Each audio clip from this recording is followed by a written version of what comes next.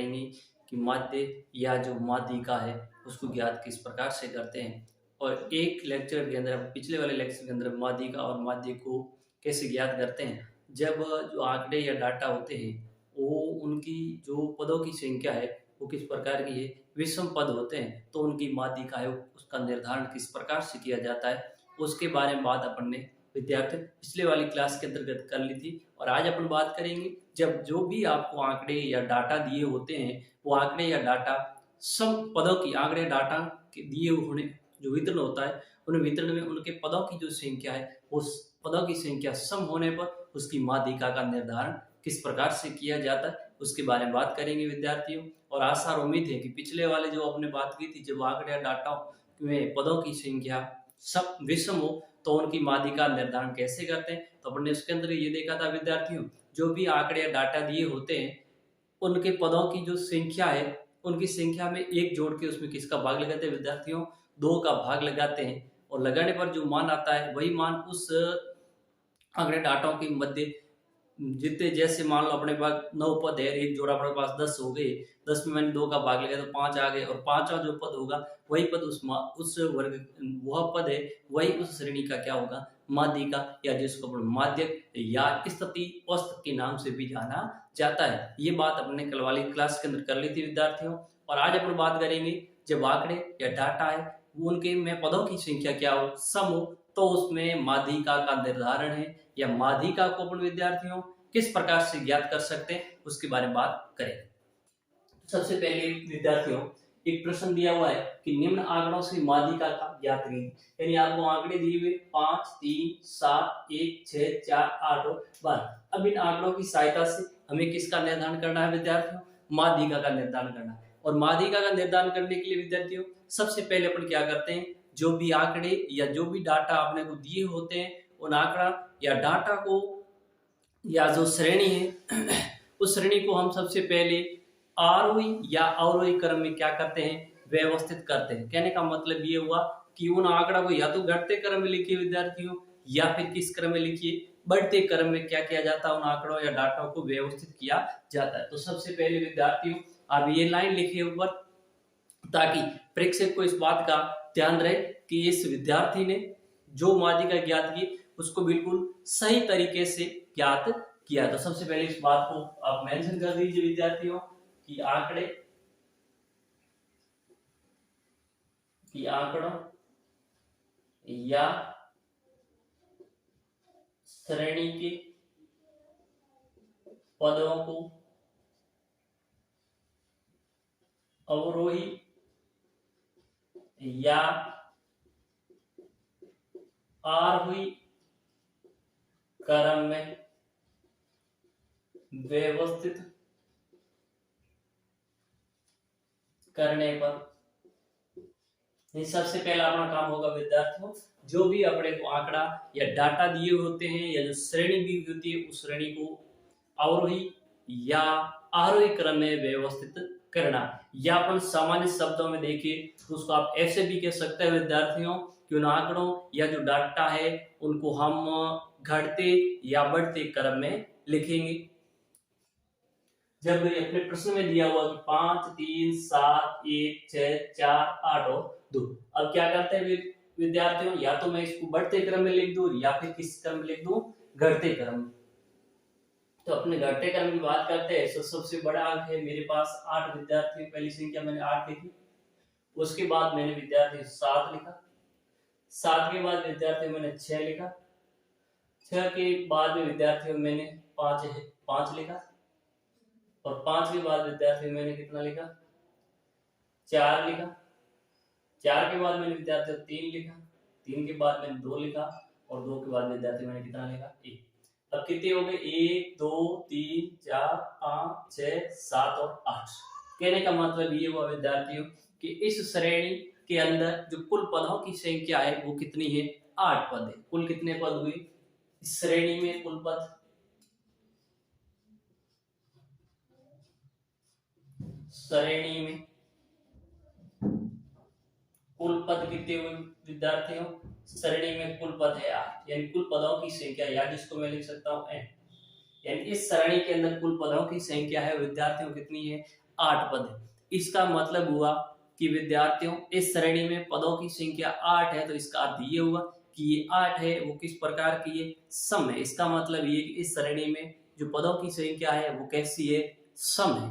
जब पदों की संख्या सम होती है विद्यार्थियों, तो अपन उसमें किस प्रकार से निर्धारण करेंगे कि माध्यिका का निर्धारण किस प्रकार से किया जाता है। अगर विद्यार्थी सूत्र के हिसाब से देखा जाए तो सूत्र क्या होता है, माध्यिका सम पदों की माध्यिका ज्ञात करने का सूत्र होता है विद्यार्थियों, माध्यिका बराबर n बटा 2वां पद ny2वां पद प्लस ny2 प्लस 1 वापस बटे कितना होता है 2।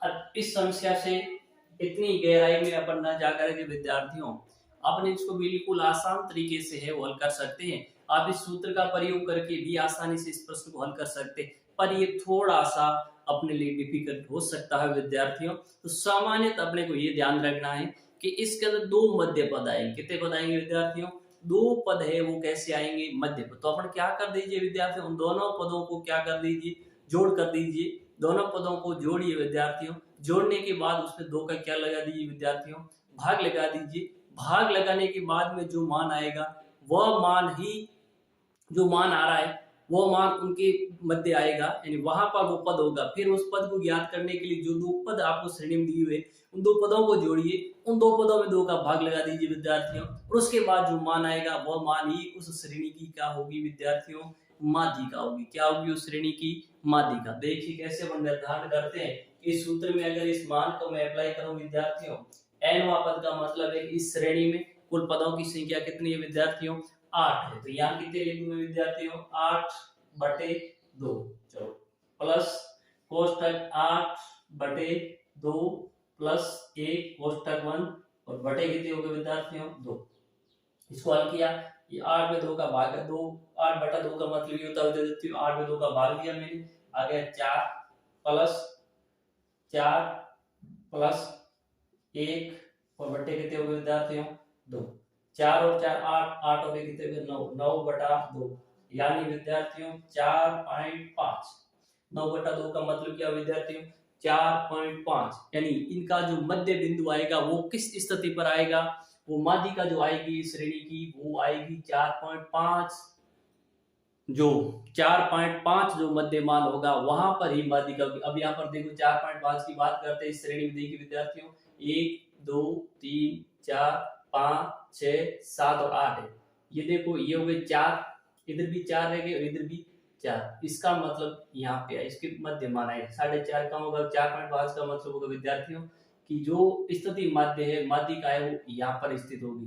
यानी यहाँ पर ये तो सिर्फ स्थिति का निर्धारण कर रहा है कि ये क्या बता रहा है 4.5 ये बताता है कि जो माध्यिका होगी वह इस बिंदु पर होगी। अब माध्यिका कितनी होगी, वही 4.5 नहीं होगी विद्यार्थियों।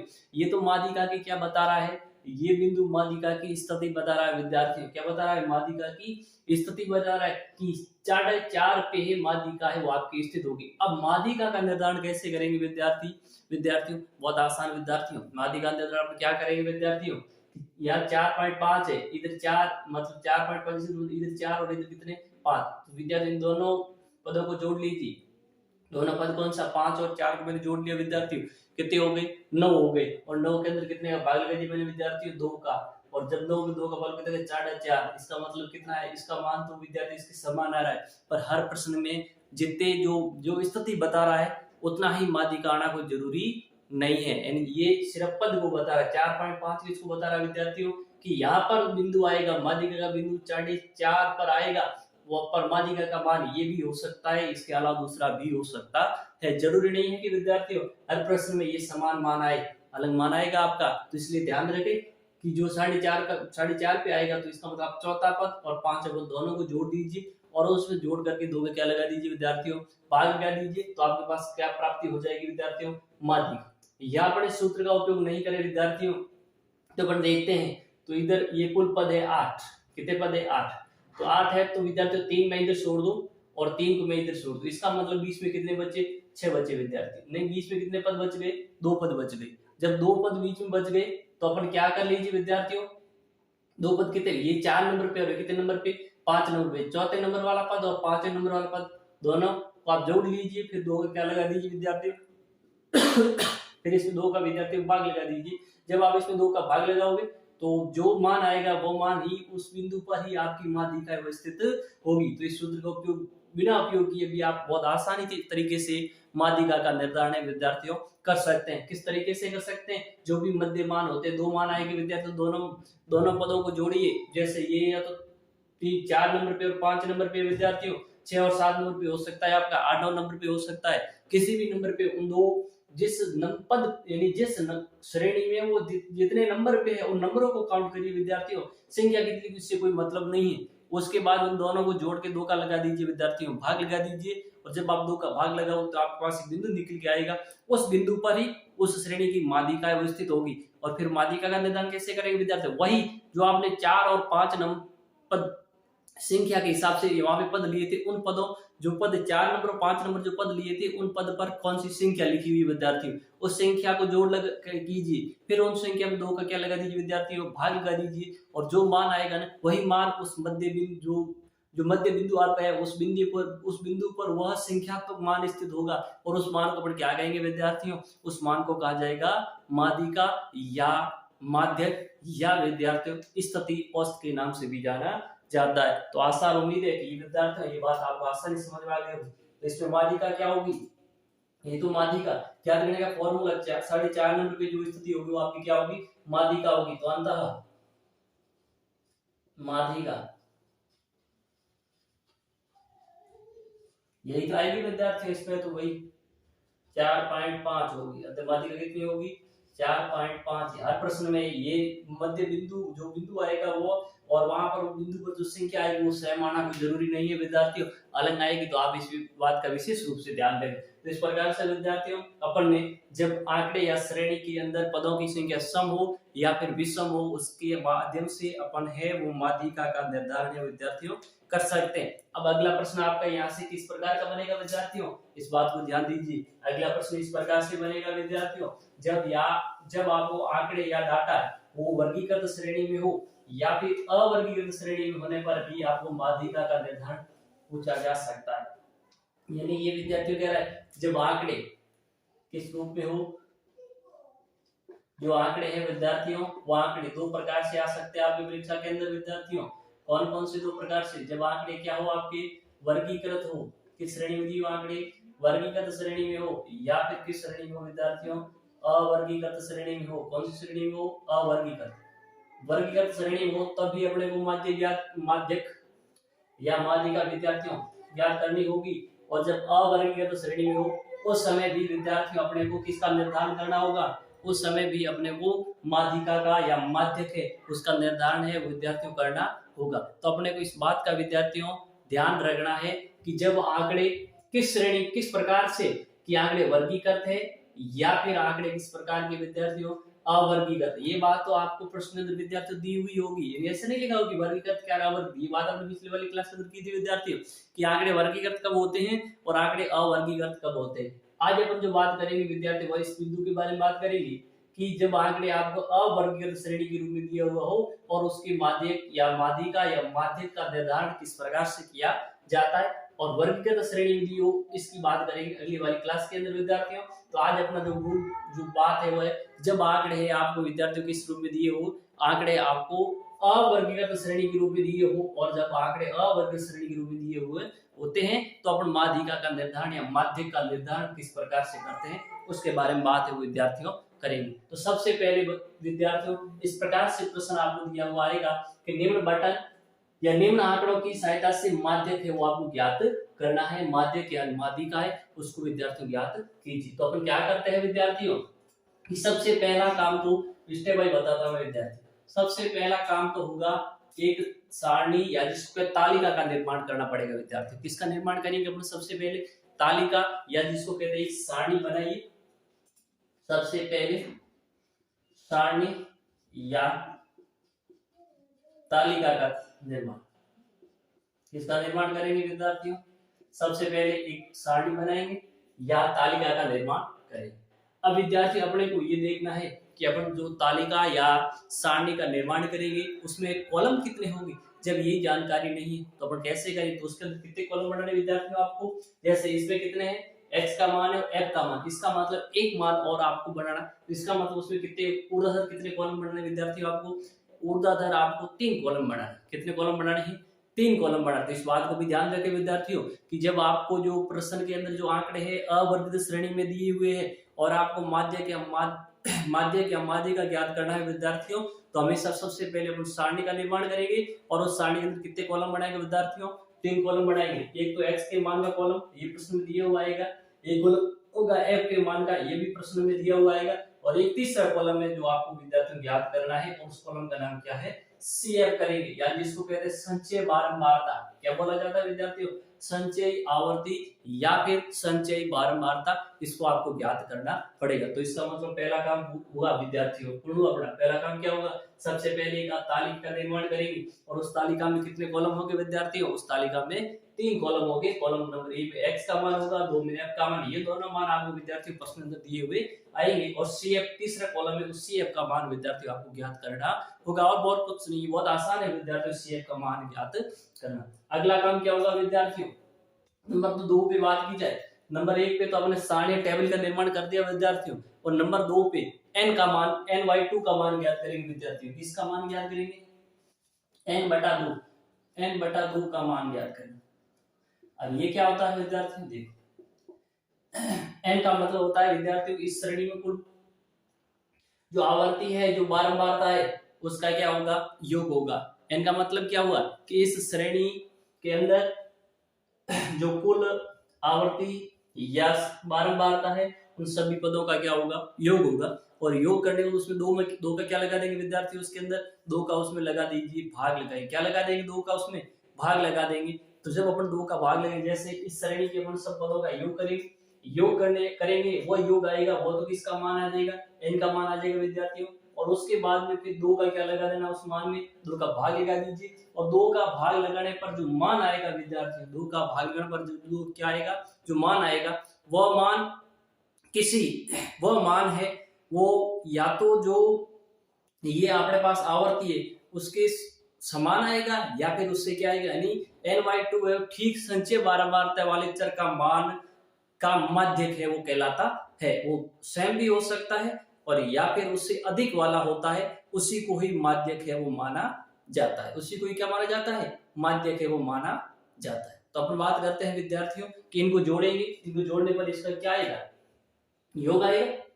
तो सबसे पहले n/2 का मान ज्ञात करेंगे, और मान कैसे ज्ञात करेंगे, n का मतलब सभी पदों का विद्यार्थियों योग होगा, फिर 2 का क्या लगा देंगे, इसके अंदर भाग लगा देंगे। जब मैंने इसका योग कर लो विद्यार्थियों, सबसे पहले 2 3 5 और 5 और 5 ये कितने हो गए, योग करने के बाद सिग्मा f या n का मान कितना आ गया विद्यार्थियों, 10 आ गया। सिग्मा f या जिसको क्या कह सकते हैं n, और इसका मान कितना आ गया विद्यार्थियों, 10 आ गया। अब अपन क्या करेंगे विद्यार्थियों, अपन ये देखेंगे कि अब CF ज्ञात करना, अगला स्टेप को क्या ज्ञात करना है विद्यार्थियों, CF ज्ञात करना है। क्या ज्ञात करना है, अगला स्टेप आपको ज्ञात करना है CF ज्ञात करेंगे। और CF कैसे ज्ञात करेंगे विद्यार्थियों, देखो ये पहले पद का मान कितना है, 2, दूसरे में क्या कर दीजिए, ये 2 और ये 3 दोनों क्या कर दीजिए विद्यार्थियों, जोड़ दीजिए। क्या करेंगे, जोड़े कितना हो गया, 2 + 3 कितने हो गए, 5। अगले पद में ये 5 है विद्यार्थी, 3 जोड़ दी कितने हो गए, 8 हो गए, और अगले पद में ये जोड़ दी कितने हो गए विद्यार्थियों, 10। तो इसका मतलब CF का मान कितना आ गया विद्यार्थियों, 10 आ गया। CF का मान कितना आ गया विद्यार्थियों, 10 आ गया। ठीक है, अब अपने को क्या करना है कि n2 से ठीक अधिक संचय बारंबारता n/2, जो n का मान कितना है विद्यार्थियों, n का मान है 10, n/2 का मान कैसे करते, n का मान कितना है विद्यार्थियों, 10 बटा कितना है, 2। तो इसका मतलब क्या हुआ, 10/2 का मतलब क्या हुआ, 5 हो गया। 10/2 का मतलब क्या हो गया विद्यार्थियों, 5 हुआ। क्या हुआ, 5। तो ये n/2 से ठीक बड़ी अधिक संचय बारंबारता n/2 कौन सा विद्यार्थियों, 10/2 है, और 10/2 का मान कितना आ गया विद्यार्थियों, 5। अब 5 संचय बारंबार, अब देखो ये तो विद्यार्थी आवर्ती बारंबार, और CF का मतलब इसको मैं कहता हूं संचय बारंबार, इसको क्या बोला जाता है, संचय बारंबारता कहेंगे, इसको क्या कहेंगे, संचय बारंबार। अभी कह रहा है कि 10 n/2 से ठीक अधिक संचय बारंबार कितनी आ गई, 5। तो इसका मतलब 5 तो ये विद्यार्थियों। अब इससे या तो 5 आनी चाहिए या फिर 5 से क्या होनी चाहिए विद्यार्थियों, बड़ी। सेम आए तो वो चल सकता है, लेकिन उससे कम नहीं होनी चाहिए, उससे क्या होनी चाहिए, अधिक। अगर यहाँ विद्यार्थियों 5 की जगह कितना आ जाता है, यहाँ पर मान लो 4 ही आ जाता, वहां 5 आता, यहाँ कितना आता, 4 ही आता विद्यार्थी। तो इसका मतलब ये वाला वर्ग है वो माध्यिका वर्ग नहीं होता विद्यार्थियों। तो फिर कौन सा होता, ठीक इससे अधिक वाला, ठीक उससे क्या अधिक वाला। तो ठीक अधिक वाला कौन सा वर्ग हो जाता फिर विद्यार्थी, ये वाला। और इस वर्ग के अंदर जो चर पद का मान है, x का मान है, वो इस वर्ग की क्या हो जाती विद्यार्थियों, माध्यिका या माध्यक हो जाती है। तो बात आपको समझ में आएगी होगी कि ny2 का जो मान आता है, या तो वो जितना मान आ रहा है उतनी अगर संचय बारंबारता है तो कोई दिक्कत नहीं, उस वही वर्ग उसकी माध्यक वर्ग है, या वर्ग का जो मान होगा वही माध्यक या माध्यिका होगा। अगर वो उसे क्या आ रहा है, जो संचय जो ny2 का मान है, संचय बारंबारता से क्या आ रहा है, कम आ रहा है, छोटा आ रहा है, तो इसका मतलब है कि अगले वाला जो वर्ग, संचय आवर्ती बड़े वाला जो वर्ग उसका ही मान है वो क्या होगा विद्यार्थियों, माध्यक होगा। तो ये बात आपको समझ में आ गई होगी कि ny2 से ठीक अधिक संचय बारंबारता वाले चर का मान हमेशा क्या होता है, माध्यक होता है। और सेम है तो वह भी होता है। तो इसका मतलब क्या हुआ, अंतः देखोगे, अंतः संचय बारंबारता का वर्ग माध्यक होगा। अंतः m बराबर कितना होगा, m बराबर कितना हो जाएगा विद्यार्थियों, अब इस वर्ग का क्या है, इसका मान क्या है 6, अंतः माध्य क्या हो जाएगा 6, m का मान कितना हो गया विद्यार्थियों 6। तो इस प्रकार से विद्यार्थियों अपन कैसे क्या ज्ञात कर सकते हैं कि जब आपको जो श्रेणी या जो डाटे हैं किस रूप में दिए हो, जब श्रेणी या डाटा है वो आपको अवर्गीकृत श्रेणी रूप में दिए, किस रूप में दिए हो, अश्रेणी की अवर्गीकृत रूप में दिए हो, तो उनका अपन माध्यिका का निर्धारण है वो किस प्रकार से कर सकते हैं। एक बार वापस देखिए जरा, सबसे पहले आप एक सारणी का निर्माण करेंगे, किसका निर्माण करेंगे विद्यार्थियों, सबसे पहले हम एक सारणी या तालिका का निर्माण है वह करेंगे। उसके बाद उस तालिका में जो कॉलम होंगे वो कितने होंगे विद्यार्थियों, 3 होंगे, एक में x का मान आएगा, एक में f का मान आएगा, एक में cf का मतलब क्या होता है विद्यार्थियों, संचय बारंबारता आएगी। और उसके बाद में अपन क्या करते हैं विद्यार्थियों कि ny2 का मान ज्ञात करते हैं। ny2 का मतलब ये होता है विद्यार्थियों कि जो उसमें f का जो कुल पदों का योग होगा उसमें 2 का क्या लगा दीजिए, भाग लगा दीजिए, और जब उसमें 2 का भाग लगा देंगे विद्यार्थियों तो अपने पास ny2 का मान आ जाएगा। और ny2 का जो मान आएगा वह मान होता है उससे अधिक संचय बारंबारता वाला जो मान होगा वही उस श्रेणी की क्या होगी विद्यार्थियों, माध्यिक।